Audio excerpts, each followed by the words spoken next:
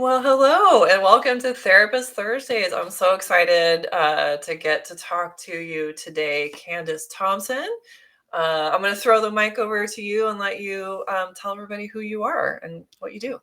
Yeah, thanks so much for having me. So, I am a licensed marriage and family therapist located in the heart of the Silicon Valley.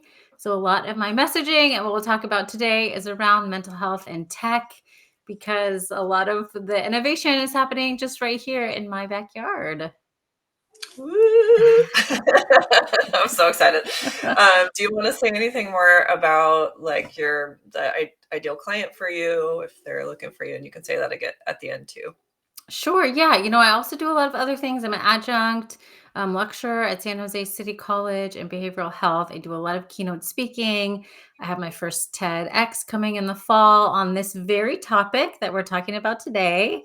So it's definitely my heartbeat. And so my ideal clients are high achievers that are looking for a therapist for anxiety, depression, and trauma. And I have a specialty in faith based therapy. So I see a lot of people that come in for spiritual trauma.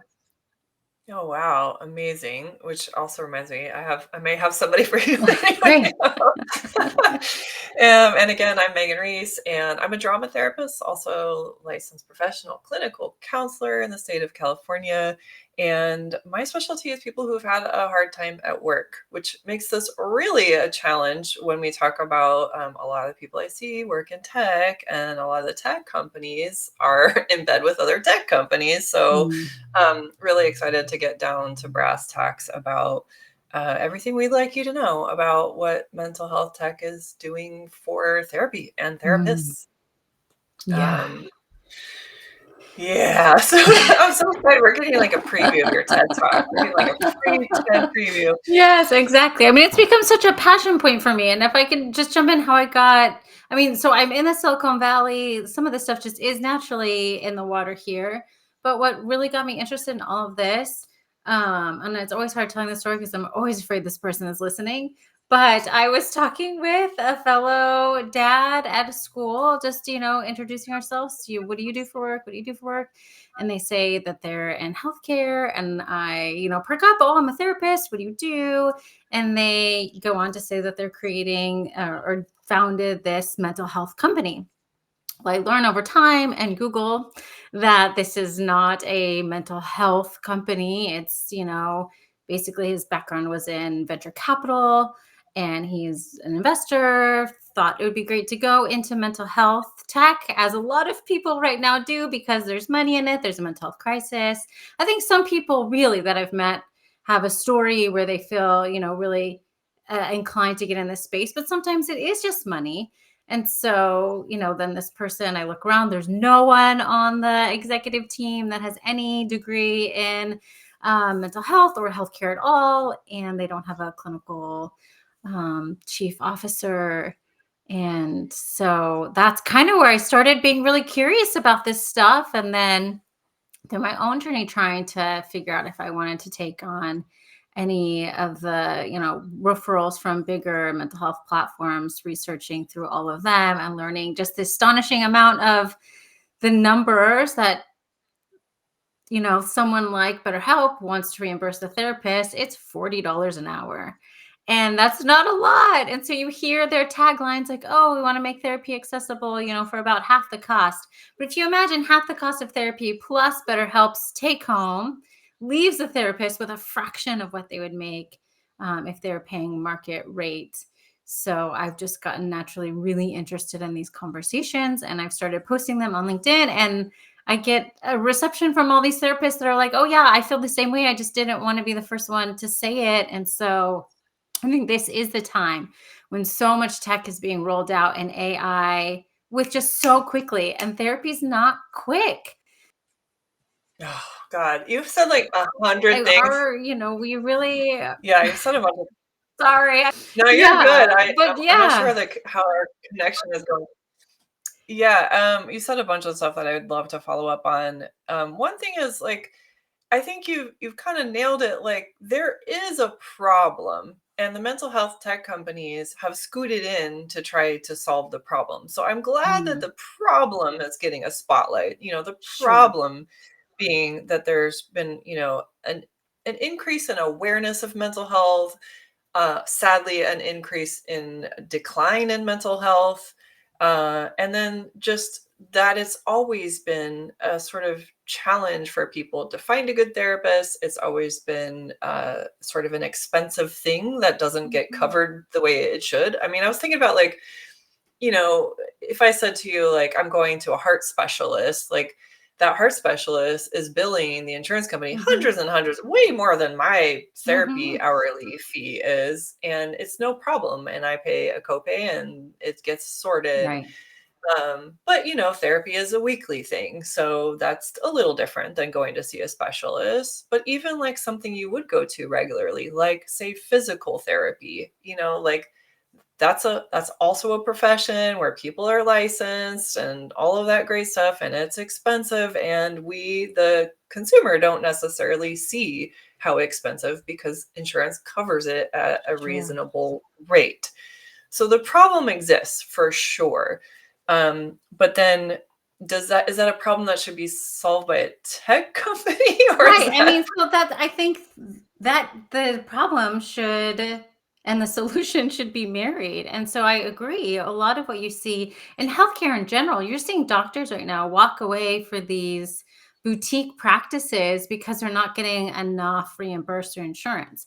To me, if we go, what's the solution? The solution to me would be insurance pays a market rate and they reimburse therapists on time and they include technology to get quick reimbursements. That's the solution. And then we get accessible care to individuals who have insurance or Medicaid, and then we get paid and people get help. So yeah, however, Mhm. there's this vulnerability exists. Insurance is not stepping up to the plate for whatever reason. And so yeah, then you have these tech companies that are coming in to kind of solve the problem, but it's not solving the problem because they're adding in now a third party. When I think about Yeah. someone like Alma, they're billing insurance, but they're making money too. So they're taking something in between the clients and the therapist and the insurance company. And so to me, it feels like an unnecessary addition to the industry. Yeah, and it's also like I'm always going to go back to the consumer. I'm always like a fierce advocate for the end user here, which is the client. And like that's now like extra people who have their data, extra people who have their Absolutely. health data. And we've seen breaches. We Oh, have yeah. seen these mental health tech companies where there's been a data breach. And it's like, whoa, this is some sensitive stuff. I don't want anyone who doesn't need to know about. Um, yeah, going back to like, I think when we say numbers, like let's say $40 an hour is the number you mentioned, like there's some people in some parts of the country who are like, that's a decent livable wage because they're thinking of 40 hours. They're thinking that if I multiply that by 40 hours a week, that's a decent livable wage. But it is feasibly impossible to see 40 clients, and seeing 40 clients a week actually means much more work because for every client there's paperwork, there's administrative work, there's Mm. progress notes, there's treatment plans, there's consultation, there's, I mean, one client hour is not the sum total of what work we do Right. for that one And you're client. also talking about a contracted position. So this is not 40 hours with benefits. This is 40 hours where I pay my own internet, where I find my own confidential space, where I keep up my own website, where I hold my own insurance, where I do my own CEUs and licensure repayments. So there, right, and taxes that come out of being a small business. And so that $40 is not the take home. And like you said, 40 hours is not full time for a therapist. We would burn out. And we think about the trauma and horrific things that we listen to on a regular basis. It's closer to 25 client hours a week for being full time. So that stuff doesn't get accounted for. And it's good to have that addressed because you're right. Someone might hear that and it feels great. And I think that's how they catch us. Is so if people don't know, when you're becoming a therapist, you get 3,000 hours of training, kind of like residency. And those are typically done either for free or for very low pay. And that's years of your life. And so, to become a therapist from college, graduate school, plus those 3,000 hours, and to sit for 2 board exams is somewhere between like 7, 8, 9 years for people. That's a long time. And so when you're a hungry individual and you get your license and someone says, I'm going to pay $40 an hour, that sounds fantastic. What this all entails, how to curb burnout, and what a market rate should be for someone with that much education. That licensure takes about as much time, if not longer, than it does to become a dentist. And we expect dentists to be able to pay their bills and to afford a home. And so it's not, a huge luxury for therapists to expect to be able to live a, relatively comfortable lifestyle. Oh my God, amen. Yeah, it's so funny you mentioned dentists because for some reason, in my other world as a screenwriter, there's a lot of dentists that turn producers. And the Mm. reason they do is because they have a lot of money. And like, I would love to see therapists who turn into producers. Like, but we're just trying to keep the lights on over here, Yes. Yeah, and that's Um, what's wrong with the system. That's huge. You wouldn't, with most healthcare jobs, think about nurses. If you see a nurse practitioner, you're going to, what, $300 for a half hour consult with them? Half an hour. So it just doesn't even out. And that's where the undervalued of being a therapist starts to come at play, is like, who is valuing the therapist beyond the private pay client, which, thank the Lord for them. I think that's how a lot of us keep the lights on, is the people that can afford therapy at a market rate. And some insurances do super bills, and you can get a reimbursement for a chunk of that. But it ought to be the insurance companies that's streamlining some of this and saying, hey, this is a value degree. It's a hard job, and we want to compensate you appropriately. yeah, 100%. Again, a bunch of follow-up things, but like when I was talking to my pal Mia a couple of weeks ago on Therapist Thursdays, I dropped this bomb of like, on an episode of The Golden Girls, which was almost 40 years old, Blanche goes to see a therapist for $150. This is almost 40 years ago. None of the insurance panels in the state of California I love that. for my license Right. and my 18 years of experience, none of them pay $150. Like Yes. the rates that are set and that are reimbursed by the insurance companies are so archaic. Yes, that's that, right. I mean, That's right. And so this is where the vulnerability is, and how mental health tech has come on the scene. Smart business people. I mean, I think this is great. However, to me, it's I can't think of the word right now, but it just feels like someone's putting their hand in my cookie jar. What's the term for if someone's like taking advantage of the situation? Kind of predatory, maybe. It's predatory. It's like predatory. It feels predatory to Yeah, me. yeah. So it's like, oh, I see there should be more money here. Let me take a cut of that and give you a little more than the insurance is giving you, but still under what you should be valued. And yes, that's what we're here to talk about. Is that right? How can consumers be informed? What should therapists do in reaction to these companies? Yeah, and I want to add to that. Like I have a lot of HR people in my world, Yes. and what I would love to add to that is people who are choosing benefit providers, because I think that, you get a nice spiel from one of these mental health tech companies, like, this is what we can provide for your employees. And, benefits, people who are making decisions about benefits in a company are like, that sounds great. That sounds like we're going to solve all the problems. We're going to, oh, I get an add-on where we get maybe this webinar once a month or whatever. And, I think that part, like, I'd love to be talking to more people who are making decisions about benefits. I mean, that we even have health insurance tied to our employment is, I think, a whole other issue that I would love to see solved in my lifetime. That came out of like World War II. And like, here it is, 2025, we're a little bit past that. Life is different. And I think about, I don't know if you've heard stories of people who stay with in a bad relationship because they get benefits, or like people lose benefits when they lose their job, or they have to switch benefits when they change their job, and then their provider isn't in that new insurance network, and it's a mess. The fact that health insurance is tied to employment is its own problem. But yeah, I think like I'd love to have more I saw a benefit provider. I just heard about them yesterday. I have to do a little bit more research, but where they set the sort of budget at an individual employee level. So you can have an employee say, I have these prescriptions. I see a therapist at this rate. This is what I spend on my health every month. And then they adjust the package to that individual. And I'm like, well, that's pretty cool, because a lot of these mental health tech companies, they'll be like, we're going to give you so much allotment for all of your employees.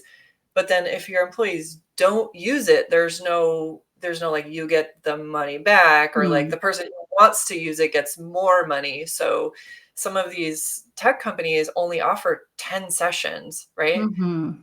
10 sessions. Now, you said earlier, like, therapy is not slow. So what is 10 sessions? Yeah. I mean, I love this conversation. And for full disclosure, for those of you who don't know, I'm sponsored by Spring Health. And I do use them. They are an employee assisted program. And I will say what I like about their model, and I hope that this is a model that could be repeatable. But because they're getting a contract from the corporation, they're billing insurance, and then there's a portion where clients do pay.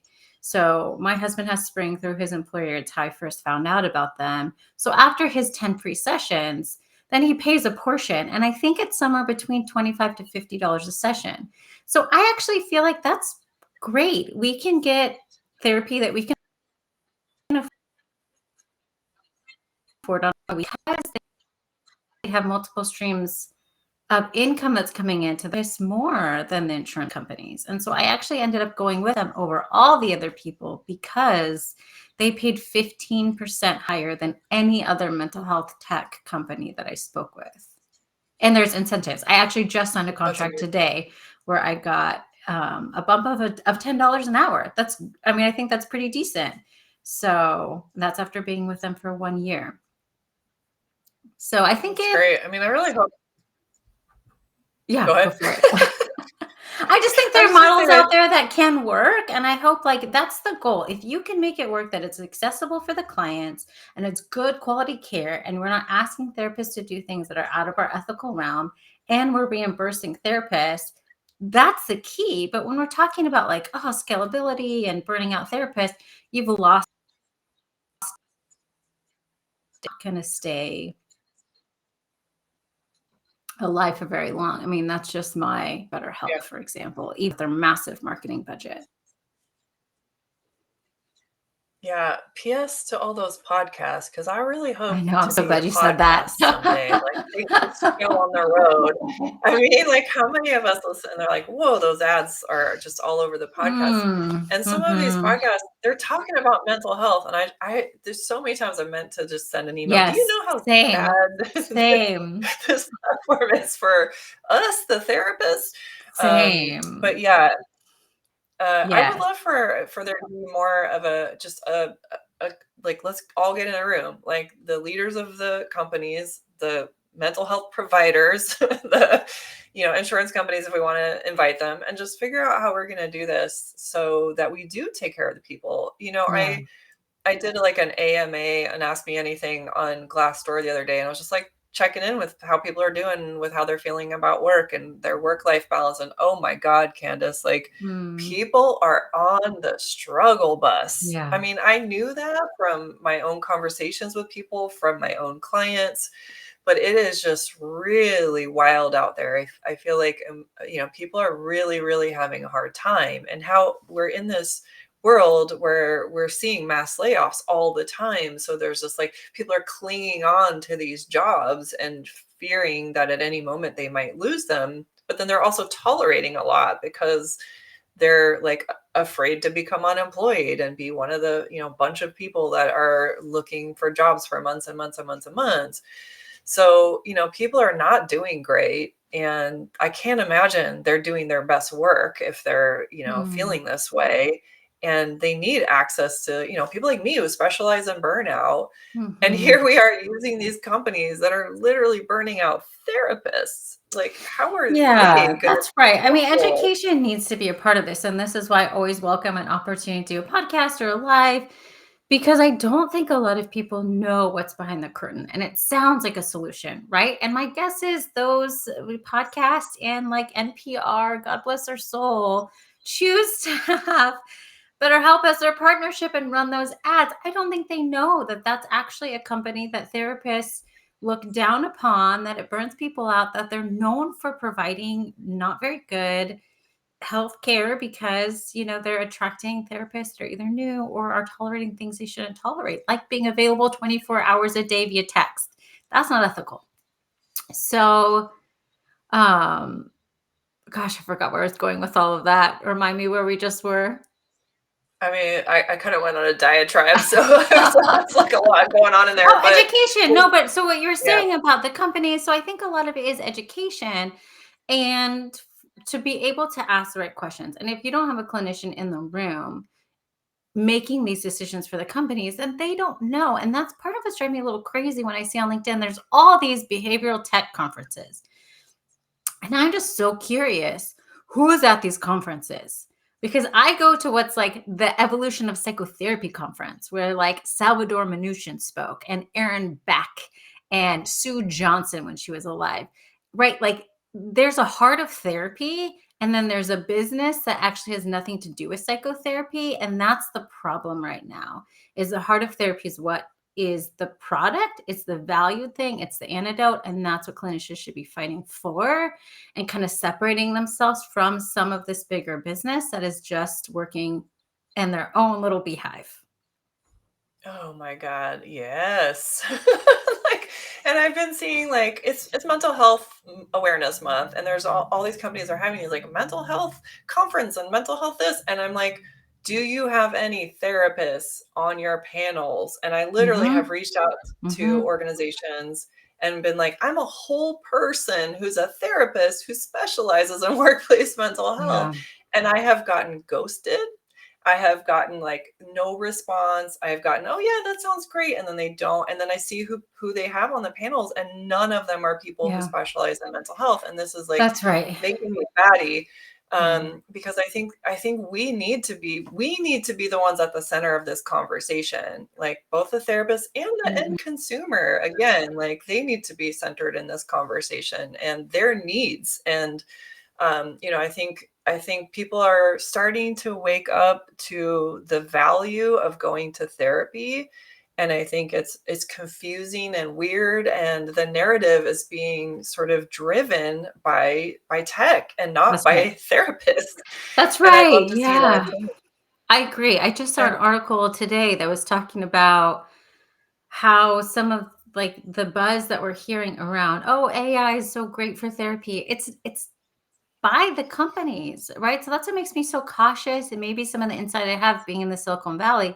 So you have to really think about it. Like who benefits from repeatable therapeutic services?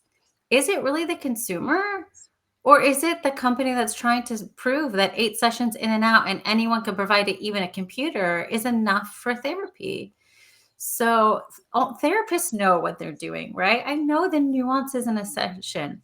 I know what it looks like to have mirror neurons happen and have that like element where someone's having a breakthrough where I'm taking into account their transference and my counter transference. And there's so much space that you're holding and nuance that people don't know. And I think sometimes the consumer doesn't even know how to advocate for it because they don't, it's not their job to know that language, just the same way that like it's not a patient's job to know all the oncology terms. They just want to know like what's the relief, what's the rate of success here, how do you get me from point A to point B. So I think oh my that's God. my word in all of this is like get a clinician in the room. That's Yeah. you're 100% right. Who speaks at those conferences? Usually someone famous who has experience with mental health, which like I get it, that's valuable, your own experience. I don't want to disparage that. Or it's like a coach Coaches are not licensed therapists. So it's another thing to educate people on is mental health is healthcare. People can't do healthcare without a license that is issued by Mhm. the state that they're practicing in.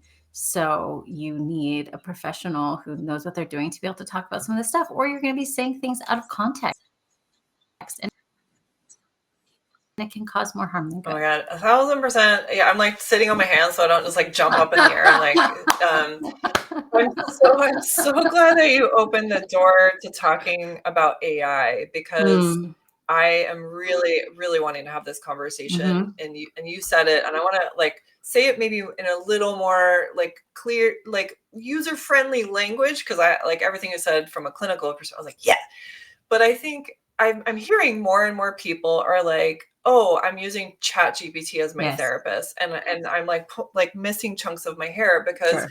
I mean, I could Google, like, I have a pain in my hip, what's going on? Right? And like, it could give me some answers, but I am Yeah. not a doctor. Mhm. Same, like, I could Google how to get over a breakup, and Chat GPT can tell me, like, oh, you can, eat ice cream or reach out to your friends or make a list of why that person Mhm. wasn't good for you, all of Right, those things.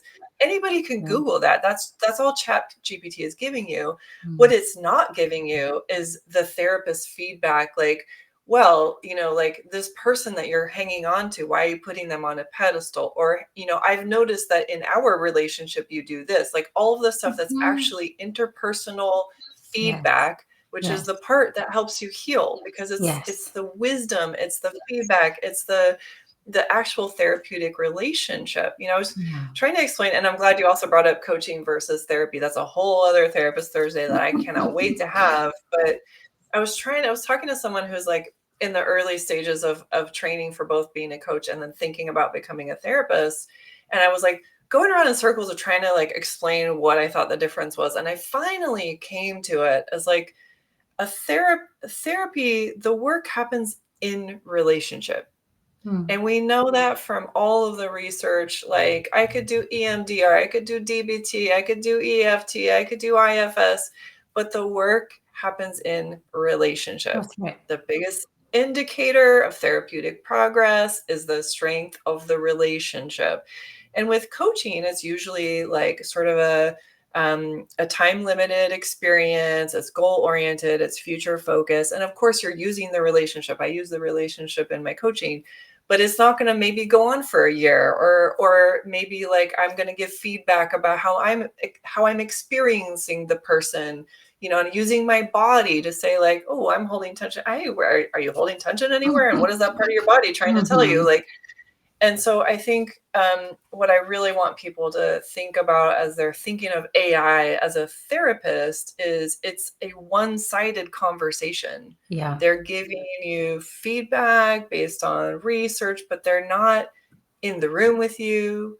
They're not picking up on your impulses. They're not noticing when your hands are fidgety. Mhm. It's even the difference between virtual therapy and like in person is like when Right, my client is from here up presenting one way, and then I right, see that toe tapping, I know something right, else is going on. And right. that's all stuff you need a live human interaction That's to. right. Yes, it's so complex and there's so much that AI would miss, right? If you're a personality disorder and you're actually a narcissist and you're saying, I'm the victim, the AI is going to talk to you from that perspective that you're the victim. They don't have the ability to hold space for, oh, this person has a personality disorder. I have to slowly get them to seeing how they're being controlling and abusive in the relationship with others. That's an art form that takes a lot of time. So yeah, the AI thing it's wild to me because it should have a regulation. It should have something that pops up and says, I'm not a therapist. The same way it does for doctors, right? It can't give medical advice, it can't give legal advice, it can't give financial advice. It should not give therapeutic advice. And I think those things will come. I think right now that the tech moved faster than regulations can, but it's sloppy. I think a lot of these companies, if you're watching, you're curious. I think people are being really sloppy and they're putting data out there fast. They're like, oh, look, there's one thing, it says it's working for people, it's alleviating symptoms. But I mean, my work is not just alleviating momentary symptoms. My work is about doing deep dives So people are different from the inside out because stuff messed with them as kids. They've experienced hard things. They've got blind spots they don't know about. And you can make them feel better today, just like chocolate bar make me feel better in the moment, but it's not going to prevent them from making the same choices over and over again. That's what I'm after. Full deep healing. And AI is never going to replace that. It just can't. It can't do the work that I do. And if you're a therapist that it can replace, like, learn new skill sets, go back to your roots, because what we offer is not something that a computer can just spew out. And the people who think that that's true are being messy and sloppy in what they're trying to push out there. They're going to do harm in the long run to the consumer. And they're just thinking about their pocketbook, even if they've got a cool story about how, their aunt was bipolar. And I mean, I get it. Those are helpful stories for a pitch. A lot of us touch mental health, that's why it's so prevalent. But that's not an excuse to put something out right now that is a tool that can actually ruin the industry and do harm to people. Yes. 1,000 million amens to that. Such a great place for us to pause for today. But I hope that we're starting the conversation and that people can come to either of us and keep it going. We both can consult. we both can advise. So just remember that. And on that note, Candice, how can the people find you if they want to work with you or hire you or have you speak? Yes, my contact information is at my website, which is www.CandiceThompson. That's Candice with an I and Thompson with a P. And also LinkedIn is a place where I'm active on. I think mental health consulting is one of the best answers for these companies, is to make sure that you're talking with clinicians and getting good feedback and actually taking that feedback. But yes, all of this stuff can span into a lot more conversation, but I love talking about lots of things mental health and do a lot of keynote speaking. So I love educating. And I think that's the best way forward, is for, clients, consumers, and companies to actually have the best information to make the best choices. 100%. Love it. So, you can find Candice, you can find me. I'm meganlrees.com. I'm also all over the LinkedIn's and specializing in workplace stuff, and not only for individuals, but I do psychological safety workshops and consulting for companies. So I'm right here. I'm an actual real mental health expert. Come find me. And thanks so much, Candice. We're going to end the stream for now and see you all next week. Thank you.